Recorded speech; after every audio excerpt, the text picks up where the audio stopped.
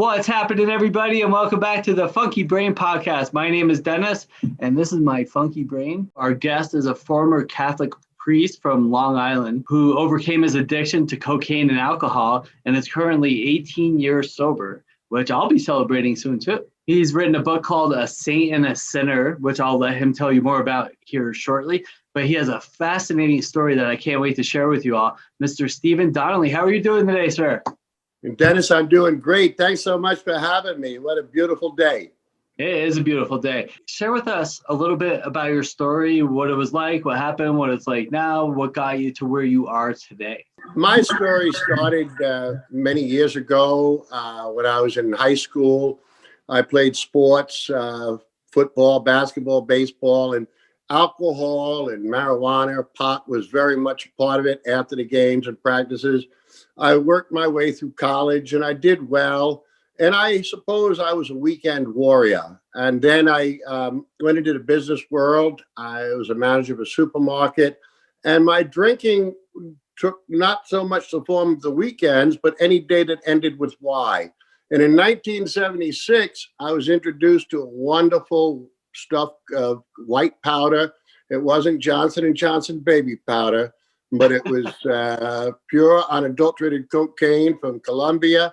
I was out in California visiting my cousin, and she said to me, "Stephen, have you ever done cocaine?" And I said, "No, I haven't." And she rolled up a $100 bill and put this white powder. And from the moment that I ingested that cocaine, I was in love with it.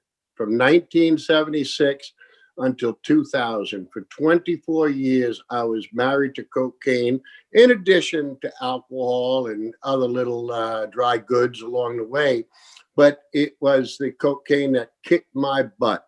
But I was able to get by with cocaine and alcohol. I left the business world and I entered the seminary in 1991.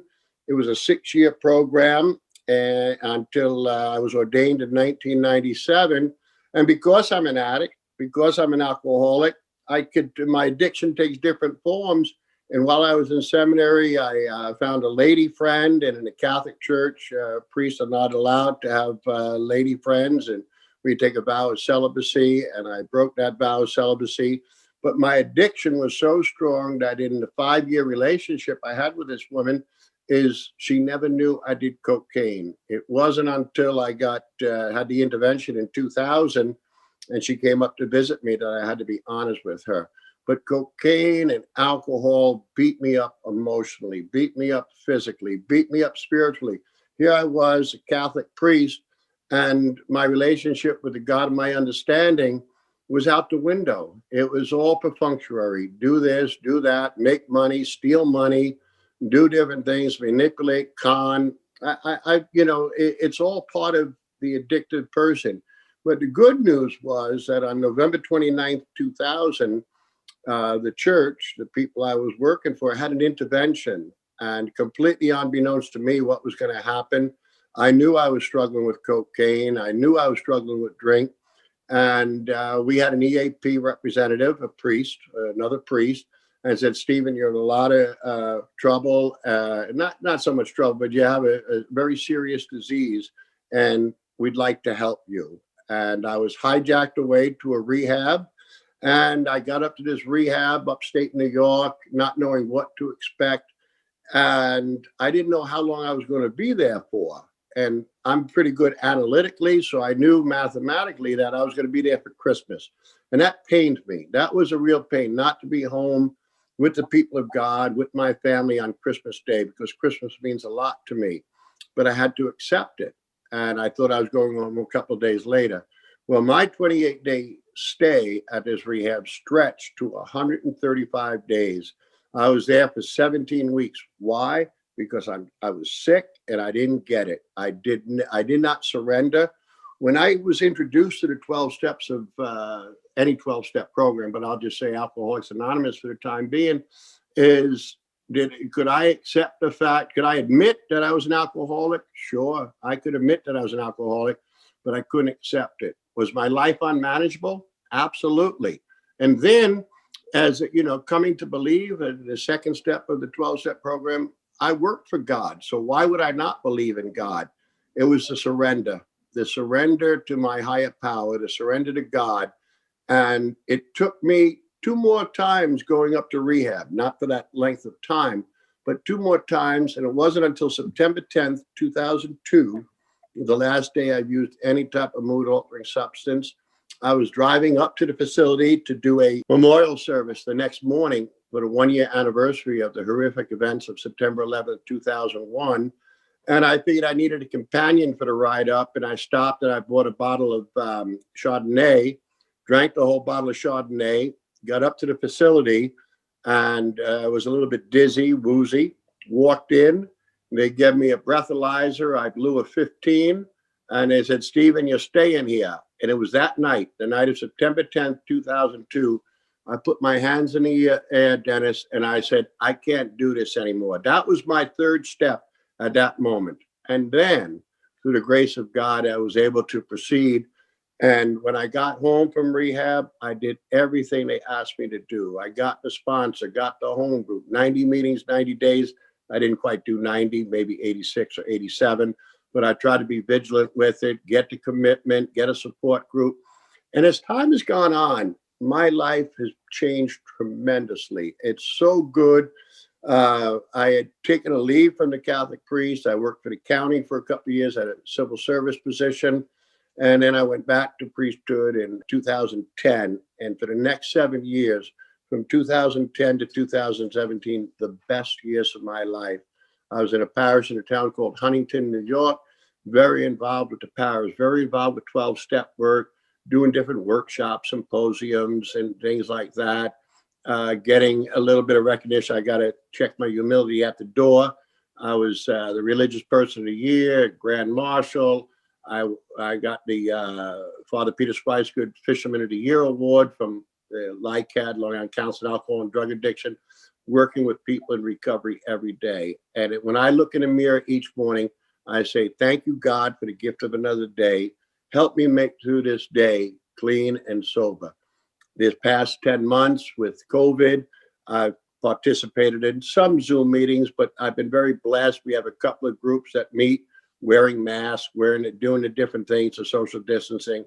And I love the program of Alcoholics Anonymous. And it was through that led me to put this book together, which is a story of my where I was, the use and abuse of drugs and alcohol, where I am in the sense of living life one day at a time, clean and sober. And hopefully I can help somebody else. I have a few sponsees. I have a sponsor. And I try to do, Dennis, live AA one day at a time. And there's a good chance that today I'm not going to pick up a drink or a drug, and we'll see what tomorrow brings. But life is very good. Thank you. It is very good. Yeah, thank you for that story. You said a lot of things that ring true with me, of course. And I used to spend a lot of time in AA, so I know all about it. I don't as much anymore, but I think that beautiful program. But, you said a couple of important things. And you said it help somebody else.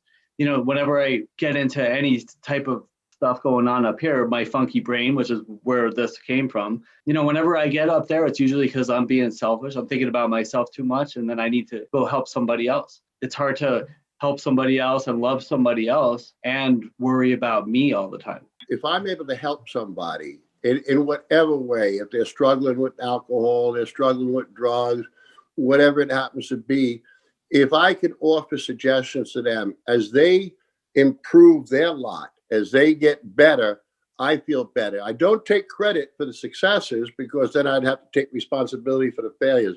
But it's in helping others. St. Francis says it's in giving that we receive.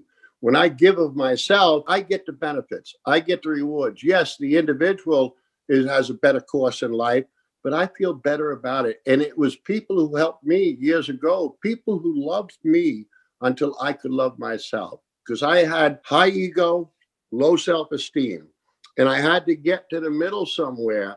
And how did I start to get self-esteem? By doing esteemable things. What is an esteemable action? Doing an act of charity, helping somebody without looking for recognition. And then the ego started to deflate itself. I was king baby. It was my way or the highway. Yeah. So I love helping others. you said the important piece with helping others, and that's with no expectations of anything in return. That's that altruistic part of the program. And then that wasn't part of my upbringing, and it wasn't like my parents were bad. They were great parents. It's just I never got it.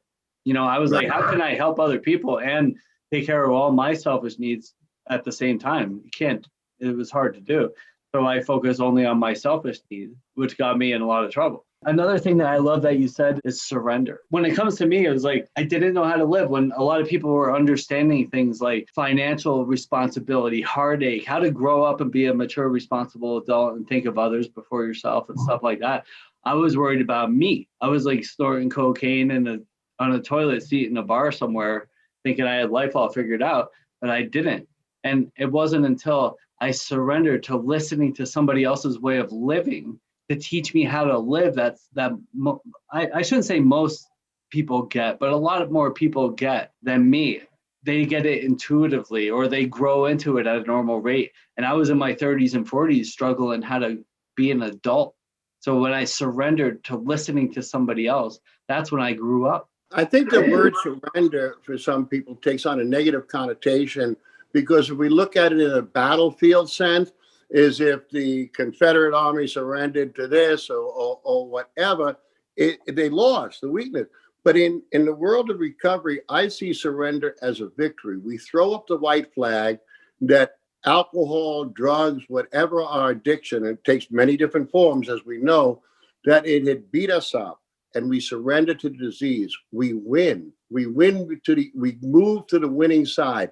And I do a daily surrender. Even though I'm in my 19th year of sobriety, day at a time, is I surrender every morning that to the God of my understanding is God, into your hands, God, and listening to a sponsor, listening to people at a meeting, listening to somebody like you, listening to somebody who has a word of advice. And as I absorb that advice from somebody, I'm able to be that surrendering power to somebody else. I love the name of your book, A Saint and a Sinner, and I love the description here. And it says, it's a cautionary tale of the struggle between good and evil. And this is the part I love, that exists within all of us. It's that struggle within all of us. So tell us a little bit about that. Every one of us has temptations. Every one of us is going to have that opportunity to do something. It could be when we're 10 years old, 12 years old, in the candy store, and that Snickers, Milky Way, whatever it happens to be, looks so good. You look around, and what was taught to me is on the left side was the devil, the right side was the angel. And all of a sudden, you know that from Catholic school, Dennis, yeah. and all of a sudden the left side wins out, and that Snickers candy bar goes into your pocket. You walk out of the store with a sense of, I got over, okay? I didn't pay. Back when I was stealing them, they were 10 cents. Now they're a little bit more. But as you walk out, and when we do bad things, isn't there a sense of, wow, I feel good about that? As a Catholic priest, when I was in ministry, I was suspended 2 years ago because of an allegation by a woman, which was frivolous. It didn't happen, but I let life play its course out. But as a Catholic priest, I would be in a confessional, and people would come to me with their evil, with their sins, and tell me. And when they felt cleansed, when they felt that sense of relief, what a feeling. Isn't that what we do in a 12-step program? We go our fourth and fifth step. We write all the evil, all the bad things that we did down, and we're able to discuss them with somebody else. And in my book, I talk about that. I was a manipulator. I was a con artist. I stole. I cheated. I lied. That was a great part of my thing. But when I came into recovery and realized that there was another life out there, and that life is what I embrace today. But the struggle exists each and every day of my life. Not that I'm looking to steal a candy bar anymore. I don't need to, and I shouldn't be eating candy to begin with. But when those temptations come into my life, I just turn it over to God. God, and the kids wear those bracelets, WWJD, what would Jesus do? I don't have the bracelet, but I have that in my mind. What would Jesus do? Have I, in my 18 years of sobriety, have I made a mistake? Of course I have. Okay, I could make a mistake 15 minutes from now, but the idea is to acknowledge it and move forward. and to know that every one of us is susceptible to some form of evil. Do we fall down? Do we succumb to the temptation? Or do you get up on a horse and ride away from it and ride down on a white horse like Dale Rogers and, win? And every day I think I win. The name of the book, the connotation, a saint and a sinner.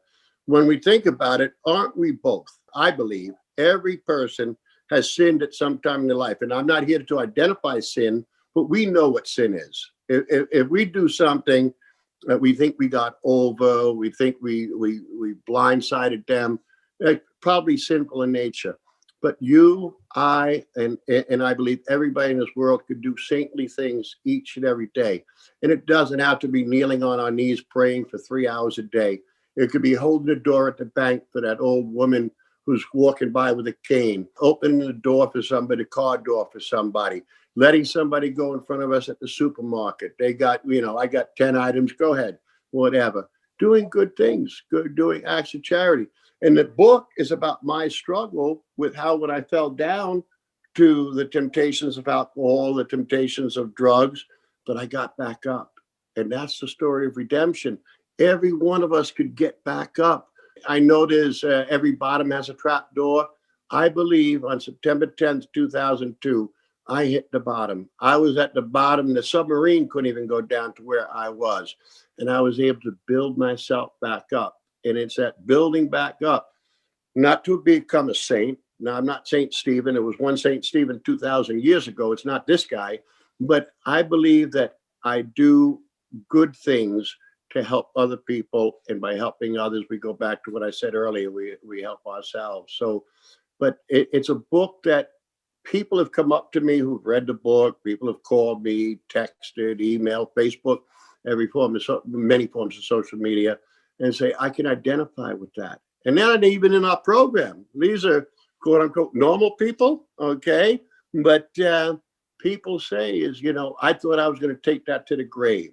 What I've done in this book is I've put my fifth step out there for everybody. I'm not proud of things that I did, Dennis, okay? But I have the courage today to acknowledge them and to accept them, that my addiction caused me to do some of those things. And I try to avoid evil. I had a philosophy professor years ago in the seminary. He says, gentlemen, I'm going to give you a simple dictate. And everybody's got their pen out. They want to write it down. We didn't have laptops back then, Dennis. This is back in the 19th century, the 20th century. But anyway, he says, everybody's listening. He says, do good, avoid evil. And wouldn't that be something if we could live by that mantra every day, to do good and to avoid evil? I try it. I try it each day, Dennis. Yeah, well, I think the trick is just do the best we can and continue to try to improve. I was taught, and I talk about this a lot, but it's like we always want to be pushing uphill. And if we're not pushing uphill, we're sliding back downhill. Now, the thing that people confuse there is that pushing uphill doesn't have to mean struggling. It just means trying to be better than I was yesterday. We've all made those mistakes. In fact, I love there's a quote you have on your website by Sting, and it says, don't judge me. You could be me in another life, in another set of circumstances. And I think part of when Diane O'Brien asked me about the book, she called me and said, I'd love to work with you on a book. And she said, you have a compelling story. And part of my story is because I was a priest, and you alluded to the fact that you were raised Catholic. And I think, back in that time, we put priests on a pedestal. And to see a priest fall down and fall into a life of addiction lets people understand that we're human. I'm not Sting. I'm not Bono, and I'm not Tom Brady or, an athlete or entertainer. But I'm a human being and with feelings and with that shame and guilt that I had in my life. And I let that all go. I walk around, I don't want to say shameless, but very close to it and guilt-free, because I live clean. If I'm living a clean life, but for the fact in letting guilt go is so difficult. In my work with, my newbies, my sponsees, so to speak, I say, let the guilt go, because guilt could take us out, so quickly. But we're human. We're human. Let it go. Yesterday's history. I can't change history.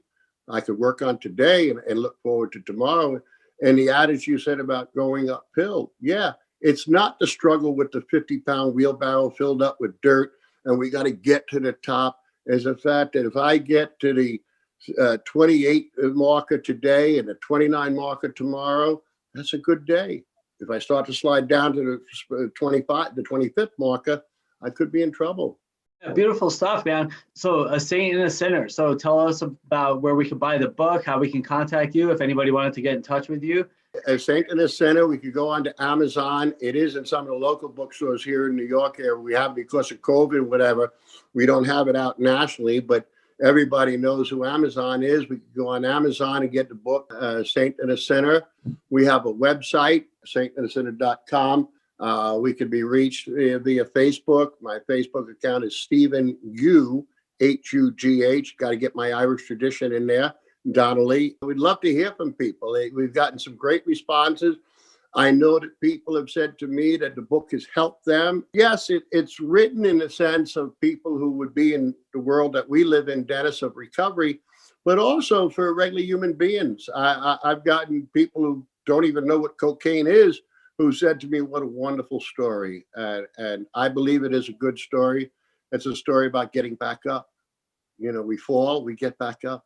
And not beating yourself up and enjoying the rest of your life. You know, when I was 35 years old, I was crying to my sister one day and I was like, oh, I wasted all these years. And she said, you still have 65 years left. And you know what? It doesn't matter if you have 65 years left or 65 days left, you still have time. One of the best promises in the book, you know, the book has all these promises. And for those that don't know what the book is, the big book of recovery, the AA book, ones that gave me the most hope was the most satisfactory years of your existence lie ahead. That is the best thing I heard, especially at that point in my life when I was so down and beaten up and broken and bankrupt. The most satisfactory years of my existence lie ahead. Life's not over, it's just starting.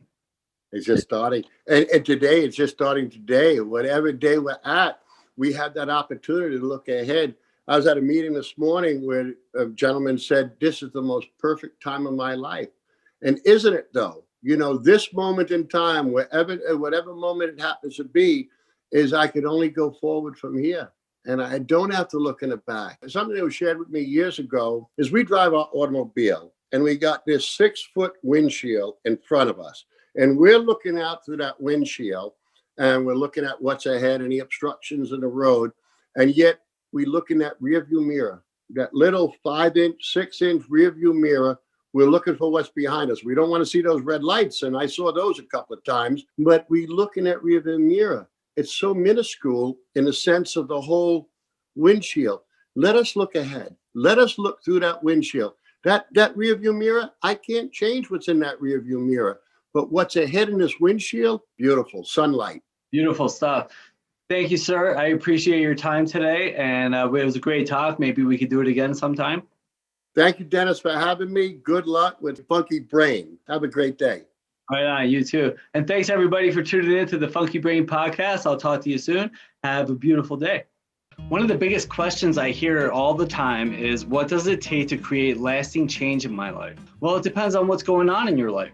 Are you struggling with alcoholism or an addiction of any type, like food or shopping or smoking or your iPhone or porn? Are you having health problems or relationship problems? Do you want to lose 30 pounds or 100 pounds? Do you have a brilliant business idea that you just can't seem to get off the ground? Have you been trying to write your book for years but keep procrastinating? Are you in debt up to your eyeballs and don't know how to get out of it? You want to run a marathon? Well, one of the biggest hurdles in achieving these life-changing goals is consistency. A great example I like to use is when you hear, I tried that diet, but it didn't work. Well, the truth is that it did work. You probably stopped working at it. How does that all play out? Well, you go on a diet, you do what it says, you stop eating sugar and processed foods and crap, you start exercising, moving your body more, and then you lose 30 pounds. So you start eating cheesecake and fast food again and you gain it all back. So what happened there? There was no accountability. And of course, no consistency in your life. This is where having a high performance coach in your life comes into play. We decide what it is you want to achieve, whether it's sobriety, healthy relationships, weight loss, or whatever. Then we create specific action steps to get these done on a daily basis. And then we radically change your life forever. As a master life coach and best-selling author, I've been working with both men and women worldwide for over 15 years to help them kick their addictions and master their lives. I'm currently working with clients in Canada, England, New Zealand, and of course, throughout the United States here. Set up your first free session today. Don't wait till tomorrow or for the perfect time to get started. Now is the perfect time to change your life forever. I'll see you soon. Have a beautiful day.